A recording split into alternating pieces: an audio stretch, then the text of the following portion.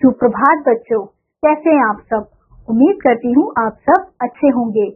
तो बच्चों, पिछली कक्षा में हमने पढ़ा था शब्द भंडार के बारे में।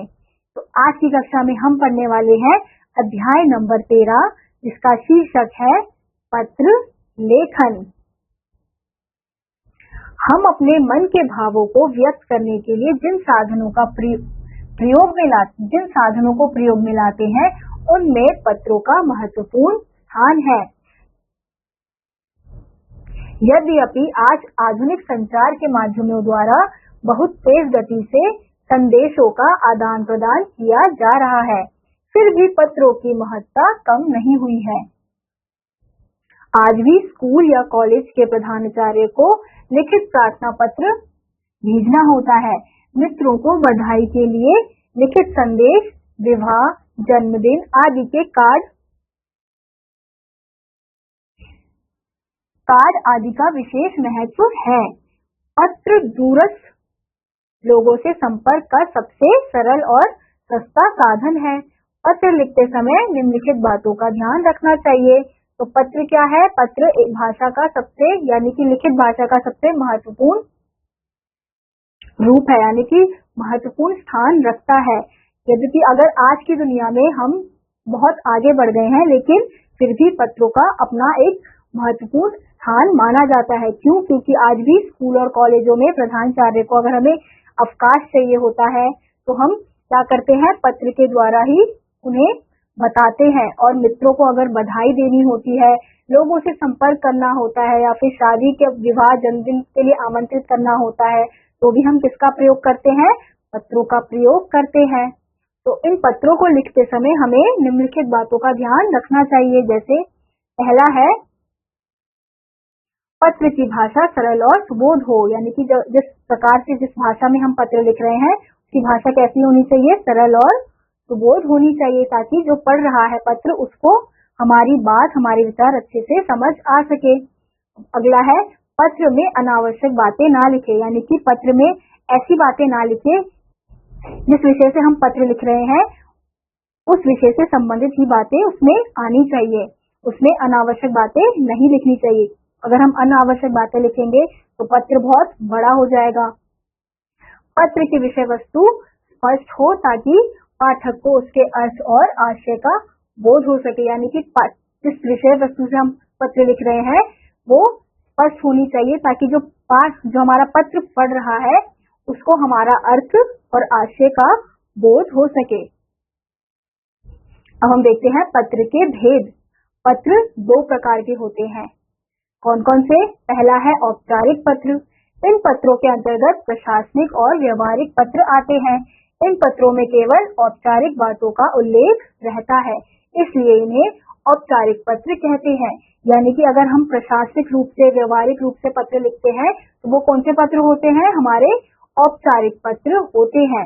और दूसरा है अनौपचारिक पत्र। इन पत्रों को निजी पत्र भी कहा जाता है।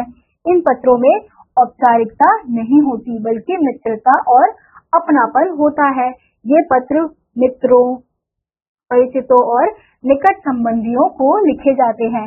इनमें हम अपनी निजी भावनाओं और विचारों को खुलकर व्यक्त कर सकते हैं। यानी कि जो अनौपचारिक पत्र हैं उसमें क्या होता है? उसमें हम अपनापन डालते हैं, अपनेपन से वो पत्र हम लिखते हैं। किनको लिखते हैं? मित्र हो गए, हमारे परिचित हो गए, हमारे कोई निकट परिवार का कोई सदस्य है, उसको अगर हम पत्र लिख रहे हैं तो वो पत्र क्या कहलाएंगे? वो पत्र हमारे अनौपचारिक पत्र कहलाते हैं। अगले पृष्ठ पर पत्रों के कुछ नमूने दिए गए हैं। इनका अध्ययन कीजिए और फिर स्वयं लिखने का प्रयास कीजिए। अब हमें यहाँ पे कुछ पत्रों के नमूने दिए गए हैं। जैसे पहला पत्र है औपचारिक पत्र। अपने विद्यालय के प्रधानाचार्य को अपना सेक्शन बदलने के लिए प्रार्थना पत्र। सबसे पहले लिखा जाएगा सेवा में, फिर श्रीमान प्रधानाचार्य जी, फिर अपने स्कूल का नाम और जहाँ पे आपका स्कूल है वो जगह का नाम, फिर महोदय। फिर यहाँ से पत्र को शुरू किया जाएगा। निवेदन ये है कि मैं आपके विद्यालय की कक्षा 4 अ का छात्र हूँ। मेरे घर के आसपास रहने वाले मेरे सभी मित्र सेक्शन ब यानी कि बी में पढ़ते हैं। यदि मैं किसी कारण से अवकाश पर रहता हूँ तो मेरा कक्षा कार्य छूट जाता है तथा गृह कार्य का भी पता नहीं चल पाता है।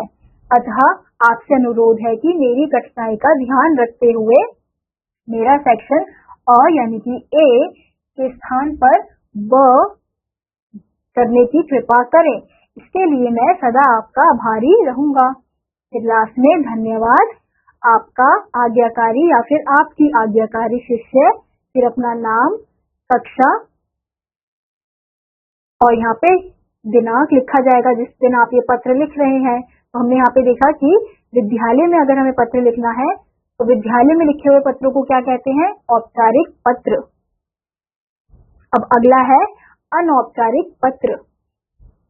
विद्यालय के विषय में बताते हुए पिता को पत्र लिखिए। तो यहाँ पे अब हम पिता यानी कि अपने किसी सगे संबंधी को पत्र लिख रहे हैं तो वो पत्र क्या कहलाएगा?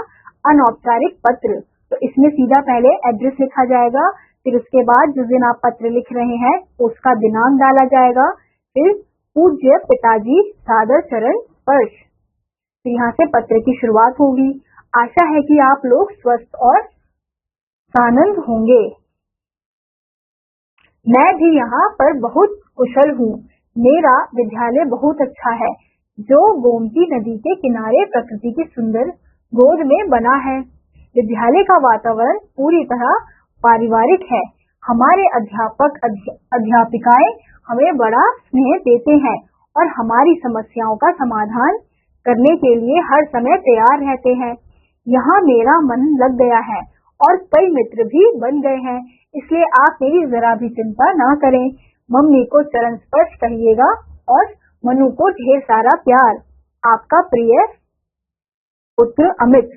तो ये हमने देखा कि जिस विषय पर पत्र लिखा जा रहा है, पत्र पढ़ने के बाद भी वही विषय हमें स्पष्ट हो रहा है। ऊपर के पत्र में भी हमें जिस विषय में पत्र लिखा जा रहा था उसी विषय का अर्थ स्पष्ट हो रहा था। तो हमें पत्र इसी प्रकार से लिखना चाहिए। इसी के साथ आज का ये अध्याय यहीं समाप्त होता है। उम्मीद करती हूँ आपको ये अध्याय समझ आया होगा। मैं आपसे मिलूंगी अगली वीडियो में। तब तक के लिए नमस्कार।